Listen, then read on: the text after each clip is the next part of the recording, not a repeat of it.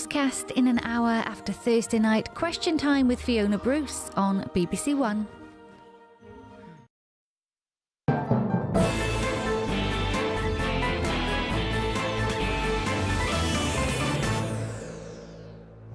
Welcome to Question Time. On tonight's panel, Michelle Donelan, an MP since 2015, following a career in marketing, currently the government's Minister for Universities. Labour's Shadow Minister for Police and the Fire Service, previously Shadow Housing Minister Sarah Jones. Joining us down the line, immunologist and Professor of Experimental Medicine at Imperial College and a member of NerveTag, the government's advisory group on respiratory viruses, Peter Openshaw. Liam Halligan, economist, Telegraph columnist and author of books on housing and Brexit. And Michelin-starred chef, restaurateur and presenter of TV programmes on weight loss and the Great British Pub, Tom Kerridge.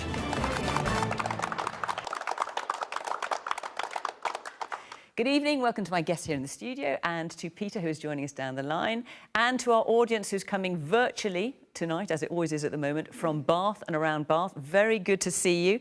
And thank you, all of you, for watching at home. And if you want to join the conversation, you can in the usual way on social media at BBC Question Time. Let's kick off with our first question tonight, which is from Colleen Bauer. Hello there. Scientists and regulators have done an amazing job at getting the Pfizer vaccine developed, approved and off the starting blocks. Will they and the general public now be let down at the final hurdle by our logistics capabilities? Sarah. Well, it's a good question, and I think that's the question everyone is asking at the moment. It's fantastic news that we've got the vaccine, and it really is a moment to be proud of all the scientists across the world that are working on all these vaccines, and to have that light at the end of the tunnel. When you're putting up your Christmas decorations, you can think there will be an end to this because there is a vaccine coming, is brilliant. But we know, and the scientists have been really clear in the press conference with the Prime Minister yesterday and all through the day today, this is going to be very challenging logistically. Firstly, how is it going to be delivered and to whom? And of course, there are tiers of people that are going to get it first. But I don't know about you, but my MP WhatsApp groups have been buzzing all day with people saying, well, we've heard that there's going to be a hospital here doing it and a hospital there, but what about our area? Everyone is worrying about that. We worry about care homes, of course we do, because we know that, you know, there are logistical issues with this particular vaccine in terms of the temperature it needs to be. Are we going to make sure we can get to those care homes properly? And then I think there's also a challenge with public health and making sure people know that they can trust this vaccine and that they should use it. You know, we're not measles free in this country anymore. We're not anymore because people haven't trusted the vaccine. So we need a really good public health message. But I think, you know, this is a really big challenge. The government haven't got it right on things like test and trace. They have to get it right now because these are people's lives on the line, and we can't get this wrong again. Liam. Well, vaccines, of course, mark a major advance in human achievement since the Enlightenment into the 19th century, and Britain's been at the forefront of those achievements over the years and decades. But this isn't a time for national vaccine nationalism, and I agree. We should congratulate the scientists, the Pfizer scientists in Belgium, the Moderna scientists in the States, you know, British scientists working in international teams here in the UK with AstraZeneca.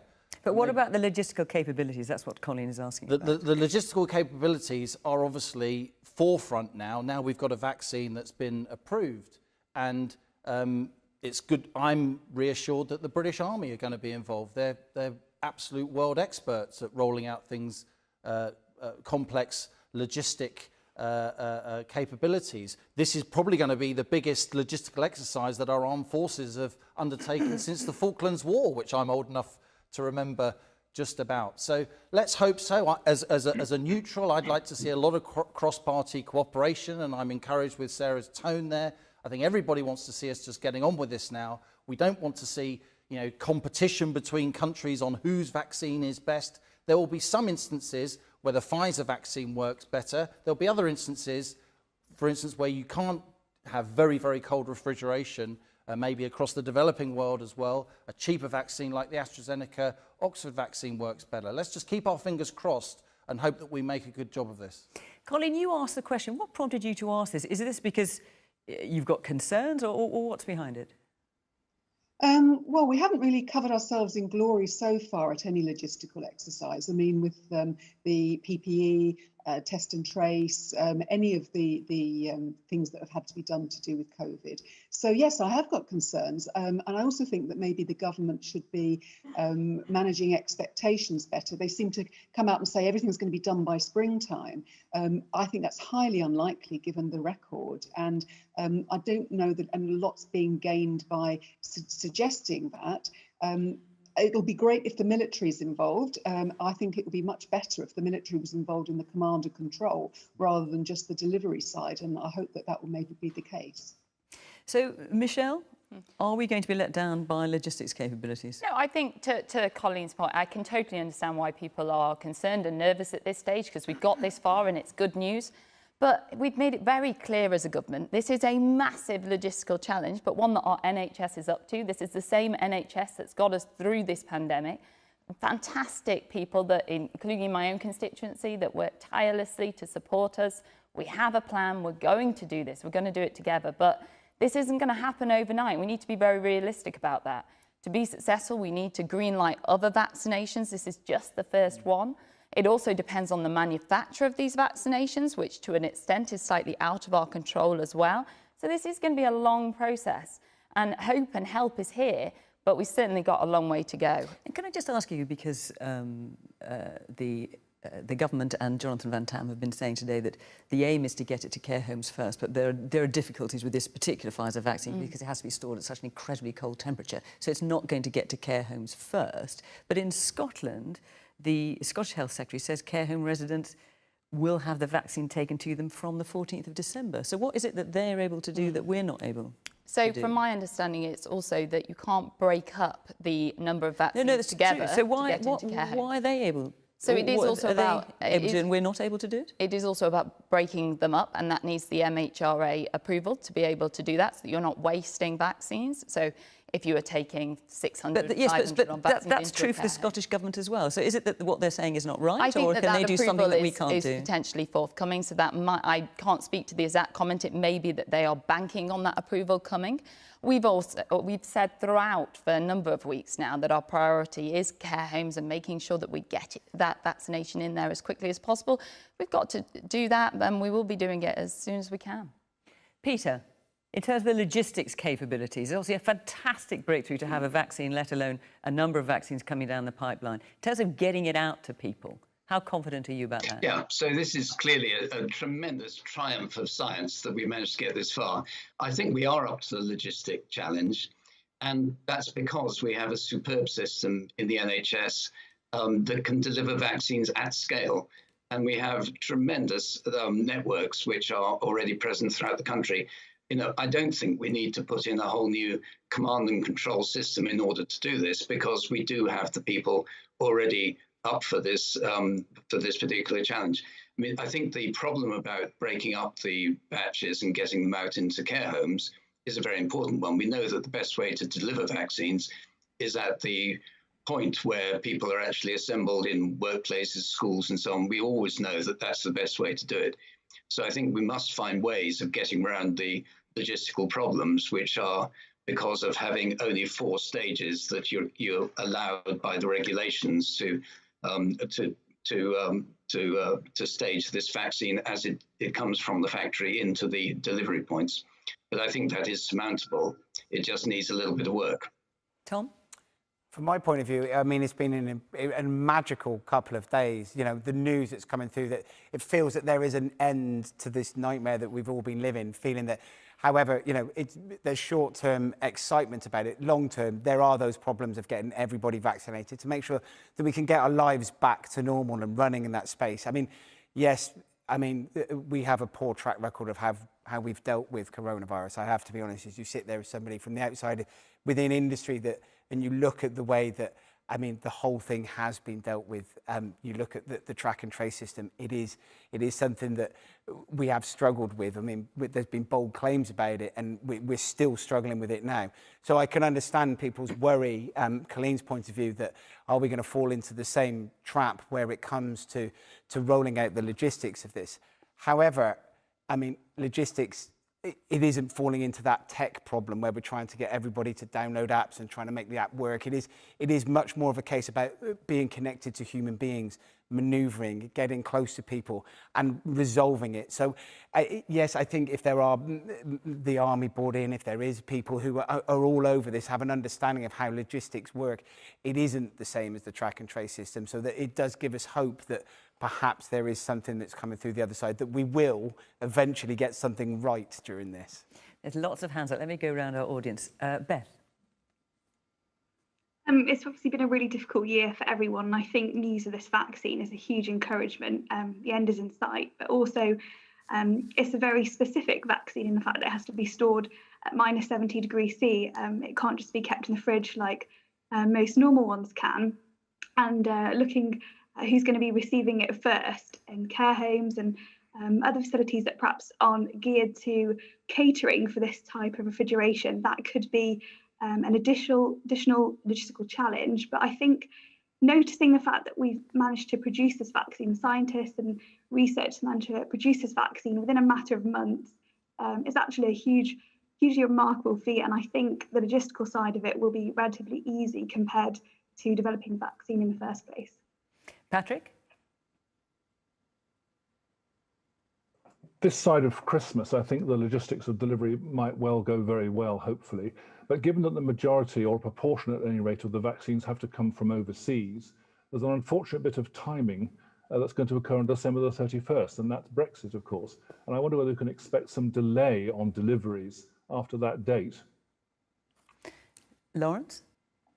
Yes, it's no doubt it's absolutely brilliant news. But this is an international problem, and Bath is very much a tourism city. So I'd like to know what the follow-up to this is. As we start becoming vaccinated and the rest of the world become vaccinated, is there some sort of passport system that will be introduced so that we can start travelling abroad and tourists can start travelling back into the UK that have been vaccinated? Michelle, let me ask you about that. And first of all, the question from Patrick about is Brexit going to stop or slow down the import of vaccine into this country? And then there's talk about an immunity passport, which was hinted at by the vaccines minister Nadeem Zahawi and then seemed to be dismissed by Michael Gove. So what we've said as a government on this is we've not got plans to introduce a passport or anything like that of that nature. Of course, businesses may look to do that in the future, but the key thing here needs to be promoting the vaccine and getting the rest of those vaccines greenlit so that we can start the rollout properly and effectively. And are you concerned that after December 31st we might have an issue getting vaccines across as speedily as we might like? So the negotiations are going on, we know that, and they're going up to the wire, and we all appreciate that, but they are still going on. And we've done endless preparations for every eventuality, 705 million into our borders, etc. So we are prepared should that happen either way. Peter, have you got any concerns about that in terms of vaccines medicines coming across, but vaccines in particular, after December 31st? Is that something you've discussed as scientists? Yeah, I desperately hope not. I mean, it would be an absolute disaster if Brexit were to cause problems with transport of medicines, other medicines, as well as vaccines. I think it highlights an issue that we've all been concerned about in the medical arena, is that a lot of our medicines do actually come from overseas, and we need to make absolutely sure that the supply is going to be uninterrupted. Now, we have often quite short supply trains and not very large stocks of a lot of medications, and I think this really illustrates that problem. But I hope it will be overcome. It's really a political problem rather than a scientific one. Well, since we've mentioned the Brexit word, and there was a time on this programme, believe you me, when we mentioned nothing but, let's take a question from Catherine Hodges. Has our departure from the European Union actually helped in speeding up the process to approve the vaccine? Look, even Catherine's dog is joining in the question, as we can hear. Michelle, just clarify where we stand with this, because we've heard a number of things about this from various people in the government today. Yeah, look, this is a global pandemic. It's been a global response, and including on this. But has leaving the European Union sped it up, as Matthew Hancock has suggested? So basically, we have our own independent regulator. They have approved this. The European Union together have decided to collectively back their regulator. It wasn't against European rules for them to have deviated each independent state. They've chose not to do that. But the important thing here is that the important thing is the question is, has leaving the European Union helped in speeding up the process to approve the vaccine? The Health Secretary said, we all do the same safety checks, he's talking about the Europeans, but we've been able to speed up how they're done because of Brexit. Is that right? So, as I've said, the Europeans have collectively utilised one regulator, and we have our own regulator, and they've adopted different processes here. So what they've done is we've given them rolling results throughout. Yes, but have we been able to do it more quickly? Yes, it's simply we've been able to do it more quickly because they've accessed rolling results. They've tested it sequentially, and that has speeded up the process, but it hasn't cut corners around the safety. And that is why we can be confident that this vaccine will work, it will be effective, and it won't have those side effects that you might worry about thinking, golly, this has been done so quickly. Are you concerned that because Matthew Hancock said that, and we've also had Gavin Williamson saying, the Education Secretary, of course, saying we've got the very best people in this country, we've obviously got the best medical regulators, better than the French, better than the Belgians, we're a much better country than every single one of them, including the US. You've now got the most senior medical officer in the States, Anthony Fauci, responding, saying the UK took the data from Pfizer and instead of scrutinising it really carefully, said, OK, let's approve it, that's it. And you've also had the EU kicking back as well. So as Peter will tell you, this is approved by an independent regulator that is world-renowned. So we should all have faith in this vaccination. I don't think we should be afraid of talking up our country and the people that work in it and the absolutely amazing scientists that have worked on the process here, the regulation, getting it through in time. It is a fantastic achievement, but it is also a worldwide achievement. And we're relying on a catalogue of other vaccinations that have been produced across the globe. Peter? Yeah, I think the MHRA is one of the most respected bodies internationally. They're extraordinarily careful in the way in which they scrutinise medicines to ensure they're not only effective but also safe. And I have no concerns at all about the way in which they've scrutinised the data on the Pfizer-BioNTech vaccine. I think it is very, very important that medicines are properly regulated, and we do have a very, very proud record of it. I don't think it's really been affected by Brexit because this is an emergency regulation which has gone through all the due processes. I'd be very happy indeed to be given this vaccine tomorrow if it was offered to me. So I'm just wondering what you make of the responses that we've had today from the European Union, from Anthony Fauci, for example, who clearly, well, it suggests they feel a bit stung by what's been said over here. I think there is unfortunate international competition being set up. This is really us against virus. It's not us against the Americans, us against the Europeans. We all ought to be pulling together and trying to do everything we can to defeat this virus. Absolutely. And just speaking with one voice. And I think it's very unfortunate indeed if we're trying to actually divide opinions on this particular matter. It's quite clear that it's been very, very carefully scrutinised, and I have no concerns about it. Sarah? Yeah, I mean, some of the comments about it's almost like, when you're a parent and you think your kids are the best kids and the cutest kids, but you don't go and tell all the other parents that you've got the best kids and the cutest kids. It just seems crass to say, oh, we're the best country in the world, aren't we great? Oh, it's because of Brexit, which was my policy. That's not the point at all of what we're doing here. And, as it happens, I worked on the Olympics. I did a lot of work about global branding, what the world thinks of us. As it happens, the world has a good view of us in terms of our ability to make things, to get things done. If something is made in Great Britain, people trust it around the world. We're very high up in terms of respect for what we do and who we are. We don't need to use crass comments and shout about it. People know that we're good at science and we're good at what we do, but so's the rest of the world. And this is a time for all of us to celebrate what's happened and to come together and not to try and, make some cheap points, I think. Alex? I really do think we need to get away from this idea of vaccine nationalism. I think I completely agree. We all really need to be in this together. We should all be working together to get the vaccine out as quickly as we can, ensuring that it's safe and that it's effective. And I think that kind of links with the point that we made earlier. That's why I think Gavin Williams' comments were very, very unhelpful. It wasn't diplomatic.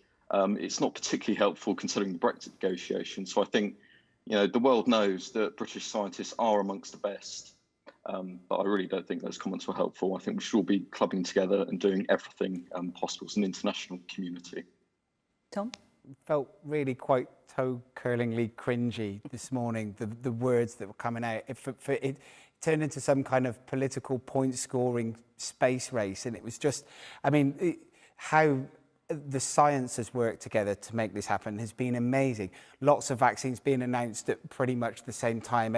Clearly, the scientists have been working together to create something that solves a world problem, and it's something that we should all be so proud of. And this morning, those comments that were coming out, it puts you isolated, like Sarah was saying. It's that bit where you talk about your child thinking he's the best or whatever, and I find it quite embarrassing this morning. Those comments, it was a little toe curly.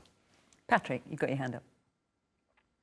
Yeah, thank you. I've only ever been involved from the periphery with the regulatory process of medicines, but as I understand it, the MHRA have run some of the phases and some of the steps in parallel with each other rather than sequentially, with some overlap between them, and that's what's shortened everything.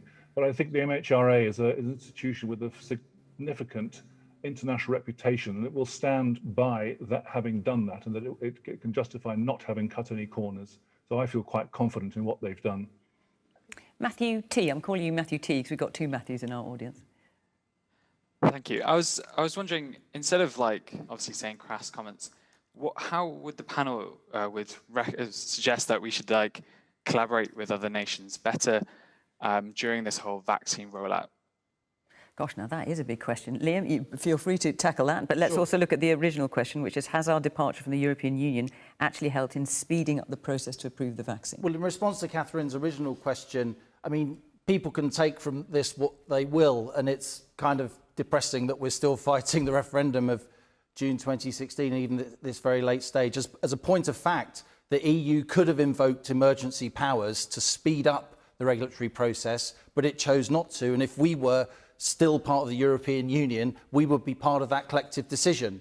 We decided to not be part of that, and that's why, as a point of fact, we were able to approve this vaccine slightly.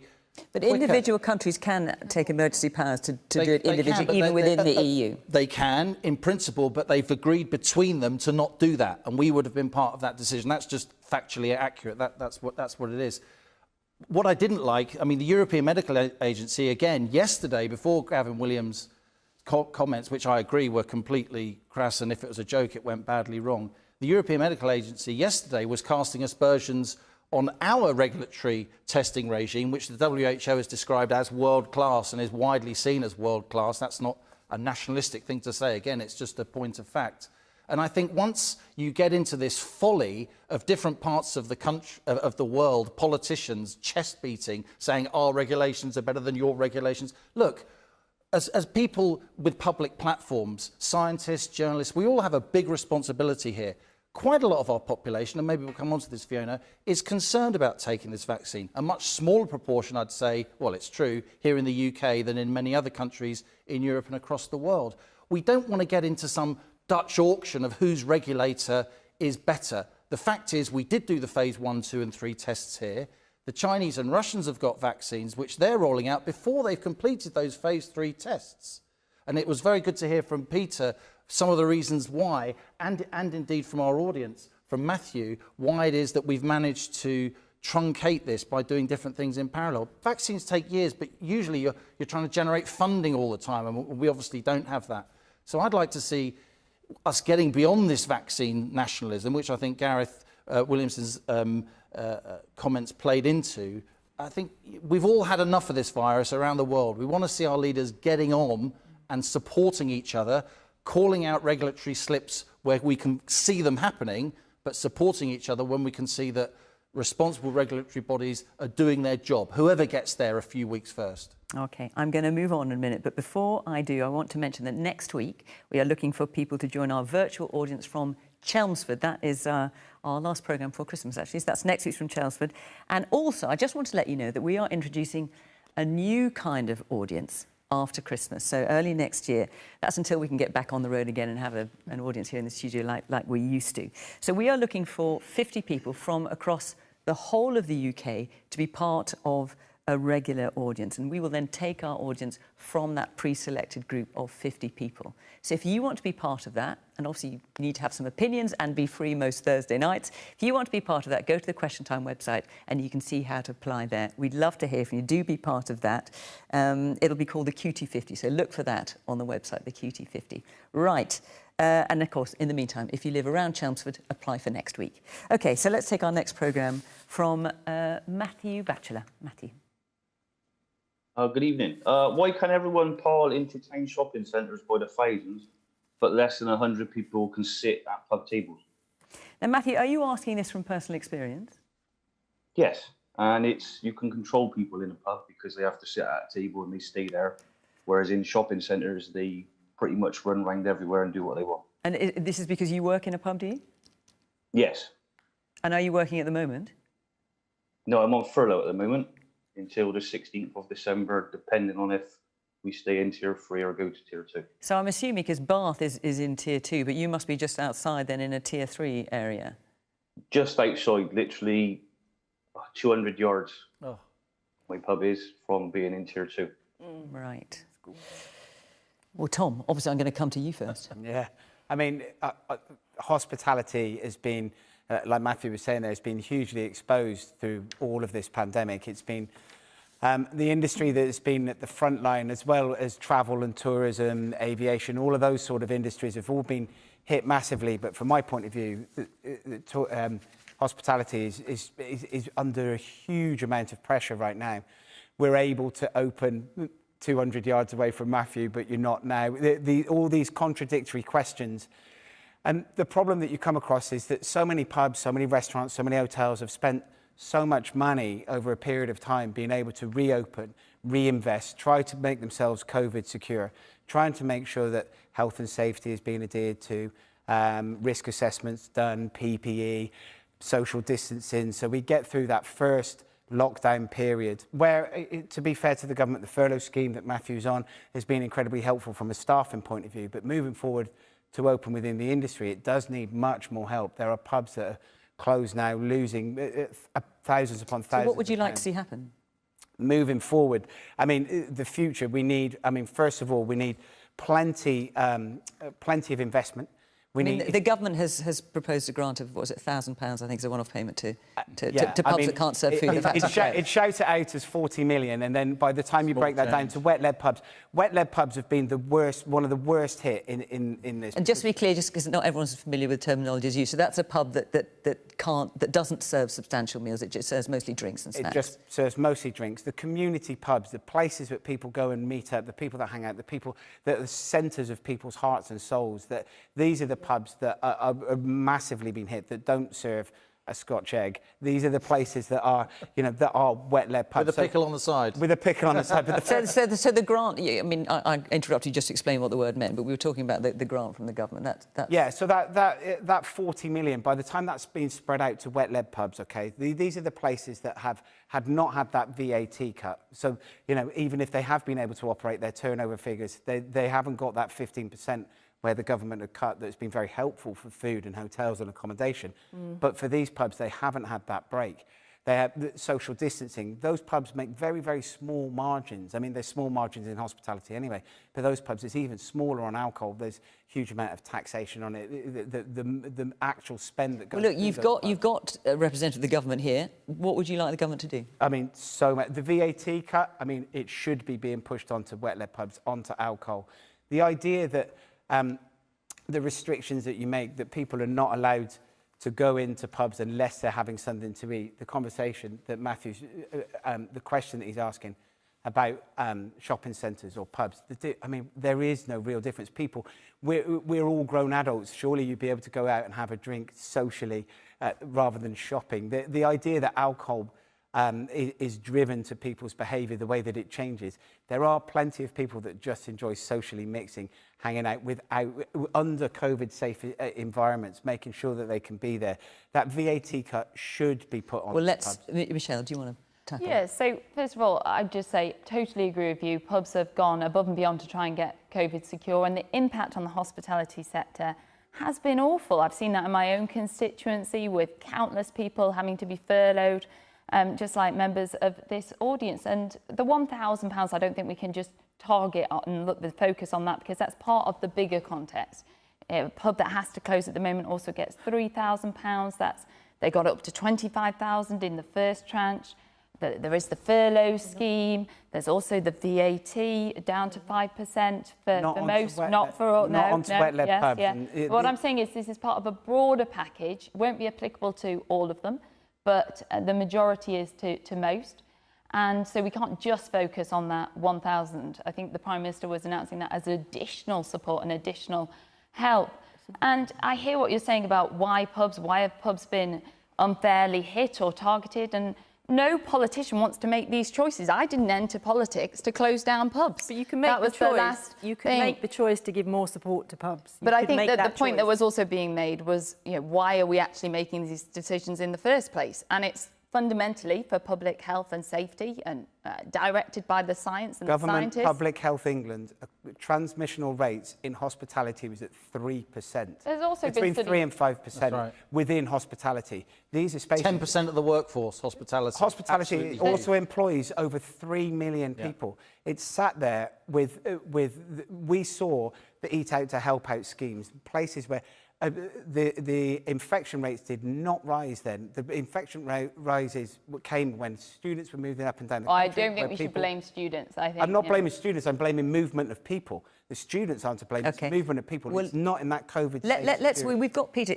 Peter, do you want to pitch in here, since you're clearly the man who's looking at this evidence as a scientist? So I think it's very clear that there are things that transmit the virus really well, and that's often in venues where there's poor ventilation, loud music, people have to shout to overcome the noise, and then you're emitting a lot of spittle particles which contain a lot of the virus. So that's perfect transmission environment. If you have a quiet environment with well-ventilated areas where you can actually have social separation, and there's lots of very well-managed places where you can go and have a meal and so on and drink a pint at the same time, where the transmission risk is very, very low.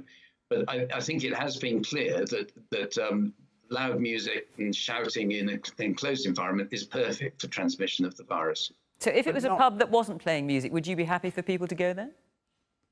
I personally would feel quite comfortable to go into a pub where it was quiet, well ventilated, and where you could actually keep your distance from people.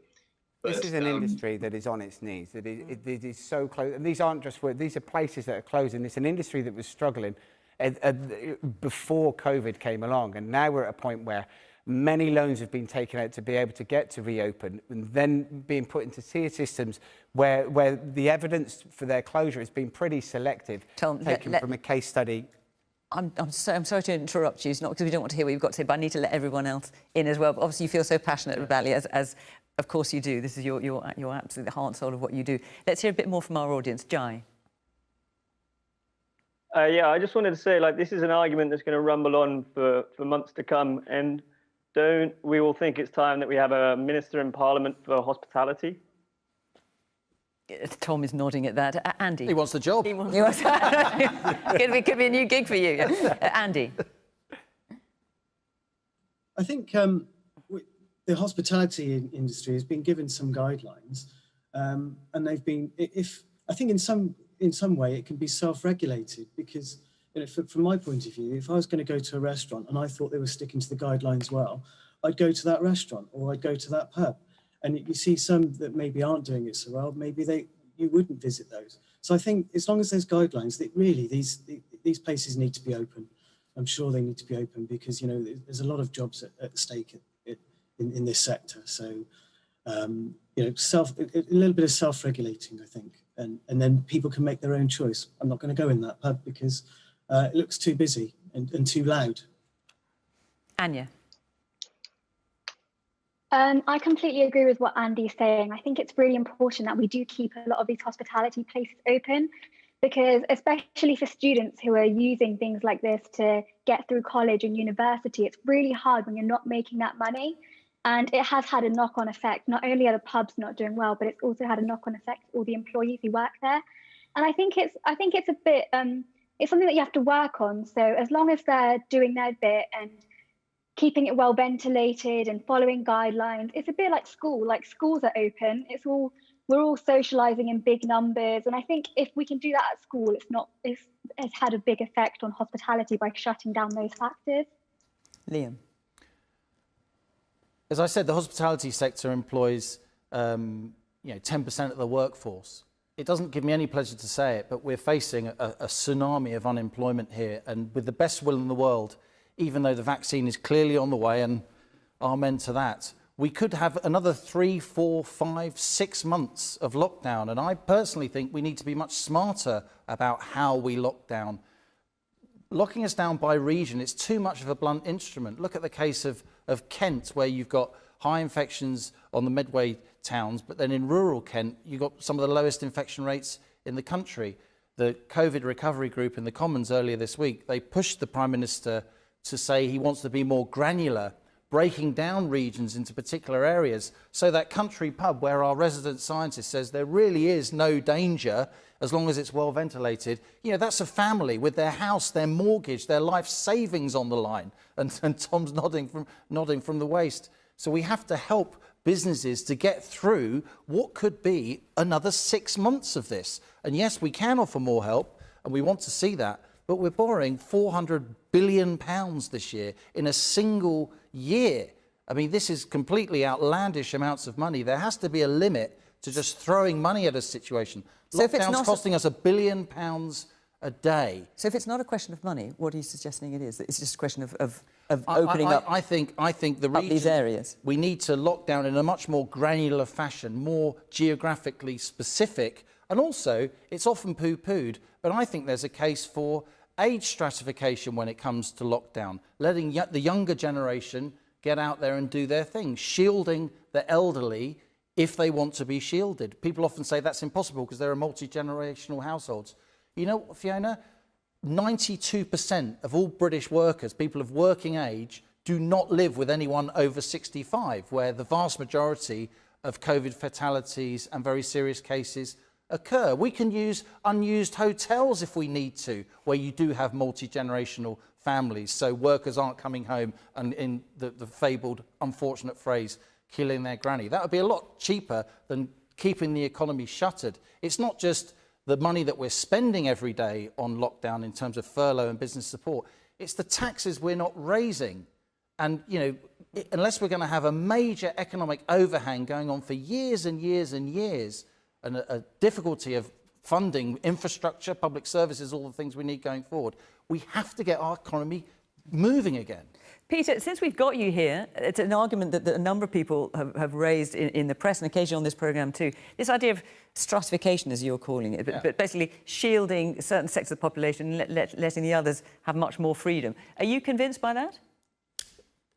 I think we know that if we try that, then it is going to eventually work its way up to the most vulnerable. Admittedly, there is very good evidence that the most vulnerable are managing to screen themselves off still, and there is a declining rate of disease transmission still in those most vulnerable people. But it is inevitable. We've seen this in many locations, that when you try to allow the rates to go up a little bit in order to open businesses, that inevitably it does percolate through into the vulnerable population. So it is a really difficult problem, and I so hope that we can get the vaccines into those vulnerable populations so that effect won't occur. Sarah.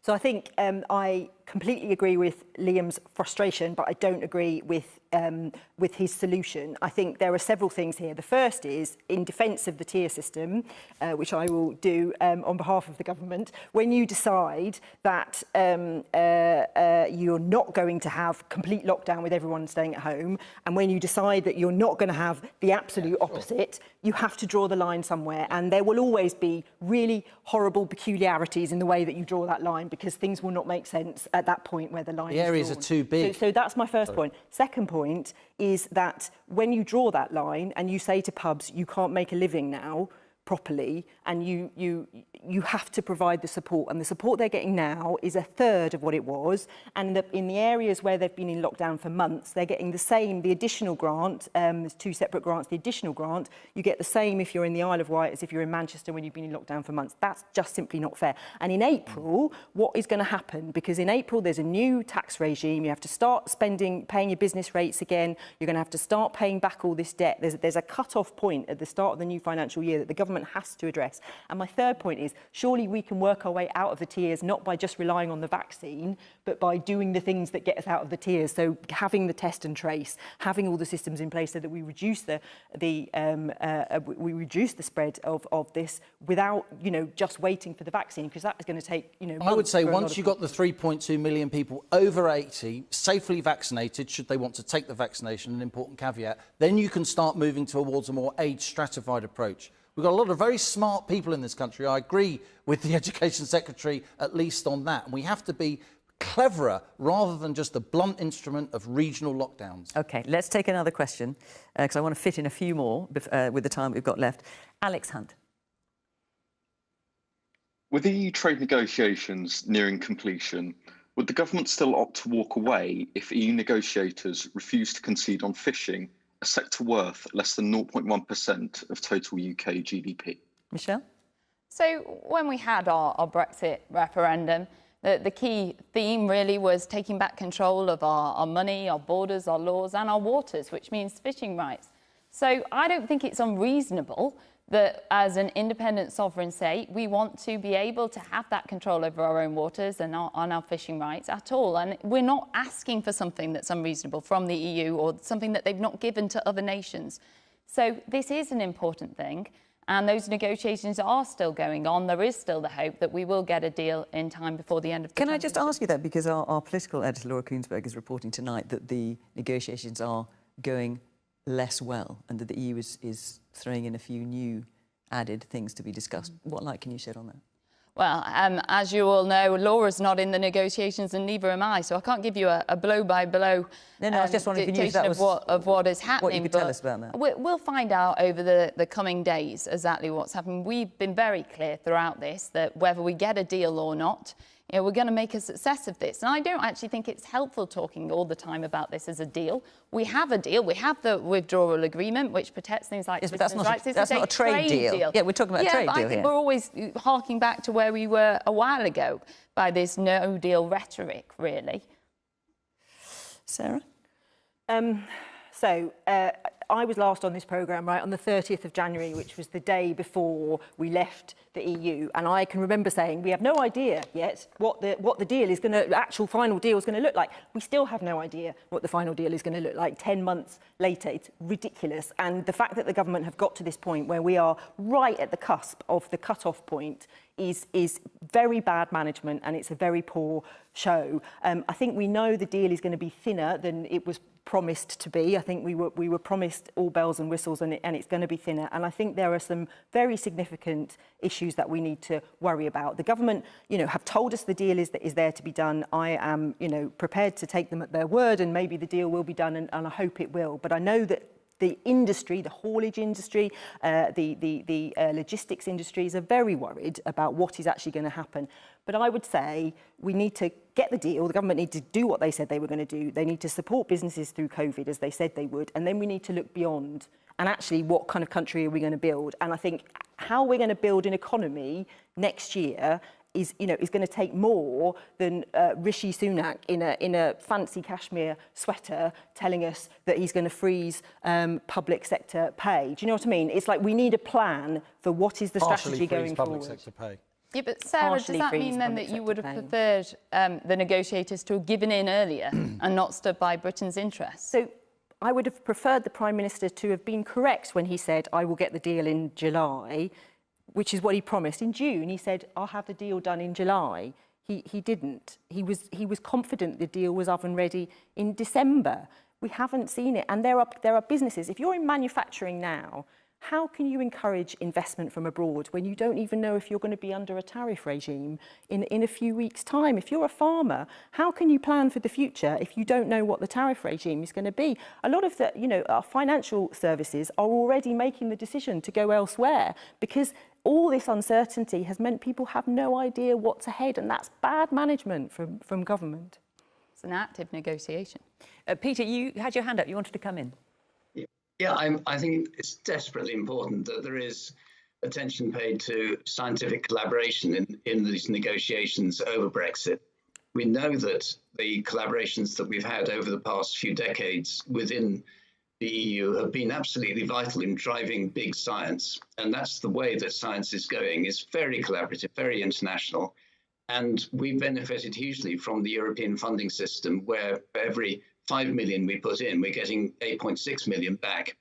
So, this is a very, very important point for UK universities, for UK science, that we get a really good deal in terms of being able to continue all that collaboration. Liam? Well, we have a withdrawal agreement. What we're going after now is a free trade agreement, so we don't trade on World Trade Organization terms. And of course, if we do, then there will be tariffs that are low on most sectors, but actually quite high on some others. Maybe the money that we get back from Brussels, not spending £10 billion a year, can be used to subsidise some of those sectors that will suffer under higher tariffs if there isn't a free trade agreement. I think there will be in the end, because it makes sense. The EU's got a deficit with us, a trade deficit of almost £100 billion. That's hundreds of thousands of jobs in Germany, France. So I do think the European Union wants a deal. But I share Alex's frustration because on the surface, fishing is a very small percentage of the economy. It's an even smaller percentage of the French economy, by the way. And Emmanuel Macron has a fight on his hands in the 2022 presidential election, not just from Marine Le Pen, but also from the fishermen and politicians who represent them in the north of France. But let's just look at what we're considering here and who's really being reasonable. Because I must say, I study these issues very closely, and it is always the Brits by our own media that are presented as being unreasonable, and the Europeans who are being presented as sanguine and sophisticated. Well, also you're part of that media, Liam. I don't really have a part of a media, Fiona. I'm a freelance journalist. Look, this common fisheries policy is not in the Treaty of Rome that founded the European Union as it's become. It was cobbled together very quickly as Britain was entering in 1973. And for the cost of a lunch with George Pompidou, Edward Heath at the very last minute said, oh yeah, you can enter our fishing waters. So now we get to a situation where 2/3 of fish caught in British waters are caught by non-British boats. 90% of the cod caught in the English Channel is caught by French boats. I mean, that can't be right. This is a kind of colonial relationship where some independent countries have a hold over the resources of another now sovereign independent country. And the reason fishing is such a small percentage of our economy is because it's been decimated, and it's been decimated in some of the poorest parts of the country. But also about 50%, over 50% of the English fishing quota has been sold to foreign companies. It has, because our industry can't get an economic foothold because it's been so marginalised. And by the way, lots of my friends in the Green Party, for many years, they were against the common fisheries policy because it has led to overfishing. If we had a British fishing policy, then we could allow stocks to replenish in our British waters. Why can't we have the same deal that the Norwegians have? That's why they didn't join the European Economic Community, as was in 1973, where they renegotiate every year, fair and square. Let's hear from some of our audience who've got their hands up there. Steph. Hi, yeah, I just think this oven-ready deal that we were promised is just another example of an election promise that hasn't been met. And I just want to ask, when are our elected politicians and leaders going to actually start taking more accountability for a number of promises that have been broken over the years? I mean, the oven-ready deal was with reference to the withdrawal agreement. You'll correct me if I'm wrong about that, yeah. Michelle. Matthew B. Yes. If we take back our waters, how are we going to police them? Well, Michelle, if you've got a view on that, I'd like to hear it. Well, look, this is about taking back control of not just our waters, as we said in that referendum, but also our laws, our borders, and our money. But Matthew was asking about policing it. Yeah, so this is about the agreements that we have. I don't think we're anticipating that if we enter into agreements with other countries that suddenly they're not going to be respected en masse at all. I mean, obviously we had cod wars before, so it wouldn't be entirely unprecedented. Tom? I mean, from a hospitality and an industry that needs Brexit, a deal to come through as soon as possible, solely for the foundation of understanding where we are. It's the uncertainty of being able to move forward. I mean, time is running out very, very quickly, and I personally speaking, any deal is going to be better than no deal. The way that the prices are going to rise, the way that the uncertainty of the market. We are not a self-sufficient country. You know, we export. We only produce 70% of the meat that we need in this country. For us, that we could only say we import at least 30%. We have the trade tariffs that need to be sorted out. There is so much, and time is running out so rapidly. As we get to the end of COVID-19, we're then at the point of this Brexit. You know, and hospitality is set there at the at this. You know, all of these pressures that it's put under. There's so much where hospitality can bring to the forefront of regenerating, of being parts of the high street. We talk about high streets and retail being in trouble. You know, a retail experience, generating movement, cash, everything flowing. Without hospitality being a part of that, why then would you be going to the high street? How do we drive things forward? How do we move things forward? We need a solid foundation. We need Brexit deals decided. We need to be able to move forward. We need to future-proof how we can build forward through a hospitality industry that is the beating heart and is the beating soul of communities. That is the other thing that we're forgetting here when we do talk about the offers that we put in. It's not just what we sell. We don't just sell food and drink. We give the fabric society. It's intertwined with meeting up, being a whole part of it, and that needs the foundation for us as a whole country, no matter what business it is, to be able to drive forward. We've not got much time left, but I want to get one more question in very quickly from Georgia Ferro. Hi. Due to the COVID crisis, in-person teaching across many universities has been dire. For some students, they're only receiving 2 hours a week, equating to roughly £289 per in-person session this semester. How can you possibly justify charging this amount, especially to those in lower socioeconomic brackets? So I'm assuming you're a university student, Georgia. What's your experience been? I am, yeah. I found that it's been really difficult this semester, especially in terms of COVID. Last year, we were all kind of dismissed from university relatively early, way earlier than expected. And it's come to everyone's attention that it's become very prevalent that Corona's obviously not going anywhere. But the management within many universities has been rather abysmal, in my opinion. We haven't received the education we've been promised. We haven't received the resources we've been promised. It's been limited. Everything's been put on hold. And as a student, it's rather worrying that I'm still paying obscene fees for minimal education. We've only got about 5 minutes left, so I'm going to go around you quite quickly, but I thought it was an important question, particularly because we've got you here, Michelle. Liam.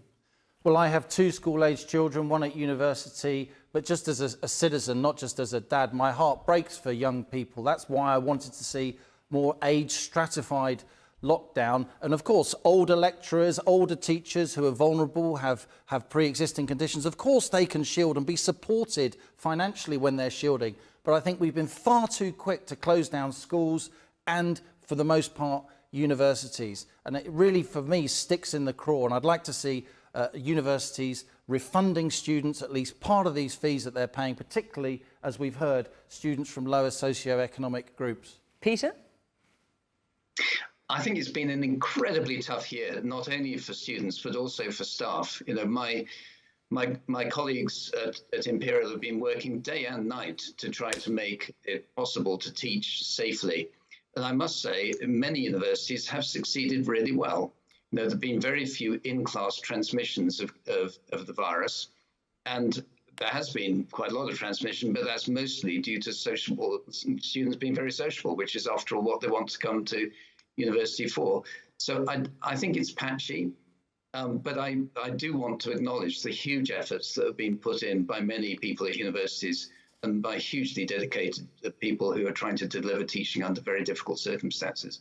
Sarah, George's question is is about the amount she's being charged, and she clearly feels she's being shortchanged in terms of the teaching hours she's getting, obviously at a very difficult time. It's incredibly difficult, and I really do sympathise. I know that there has been some repayment made from, is it Manchester University has made some, you'll know better. Yes, that's for accommodation, as you say, not for teaching. Yes, and I think other universities are looking at some of those things, and I think, you know, the government should look at that as well and see whether there's support that they can give. But the absolute key has to be that we crack this thing, and we make sure we come back to normal as quickly as possible. So everybody has to adhere to the rules. We have to improve the track and trace. And do you think students like Georgia should be reimbursed for their teaching? I think that's what we need to look at. There will have been different experiences with loads of different students doing different subjects. It will be an entirely different experience depending on what university you're at and what you do. But I think it's something that the government should look at doing. I did 2 degrees. Most people that taught me were under 40. Okay, why can't that kind of teaching carry on? Tom? Yeah, I mean, being a student, I mean, it's an incredibly expensive thing these days, and to come out of it with a huge amount of debt, I mean, and it's not just being a student, that whole point, if you are spending money on something and are expecting 100% back for it, but you're not getting it, you're only getting 50% of what you paid 100% for, then surely you want 50% back. Students should be getting they should be getting their money back. So this has been a really difficult time for students, and I totally empathise and try and understand. Having not been at university during this time, I can only try and do that because it has been really difficult. But we as a government set the maximum tuition fees, and we set the minimum, sorry, and universities, if they want to charge that maximum, we've been very clear. They have to ensure the quality is maintained. They have to ensure that the quantity is maintained. They have to ensure that that tuition is also accessible.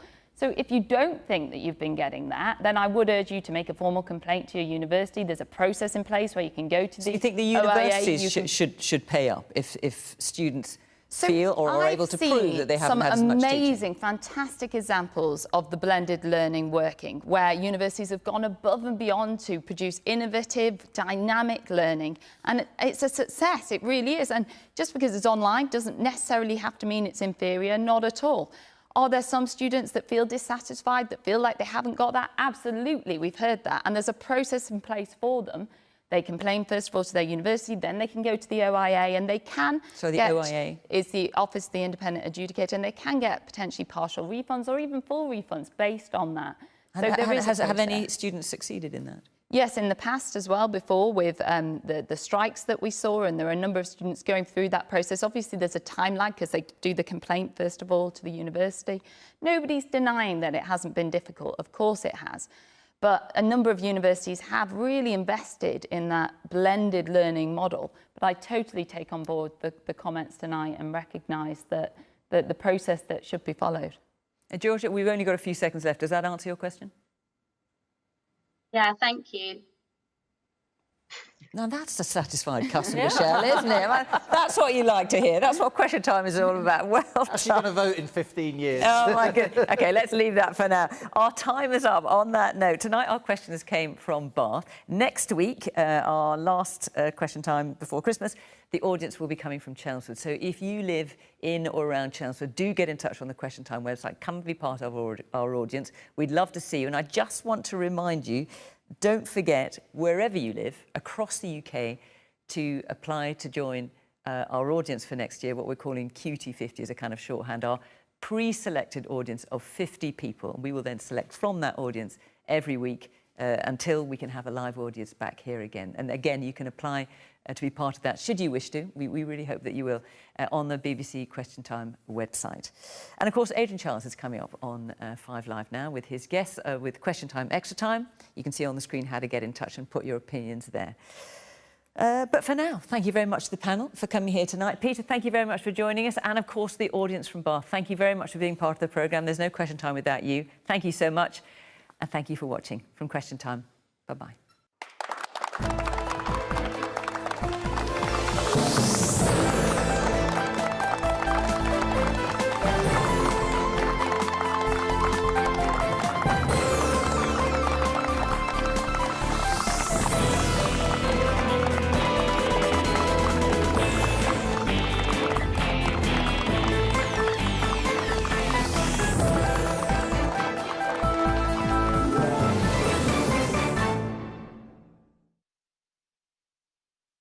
Wonderland.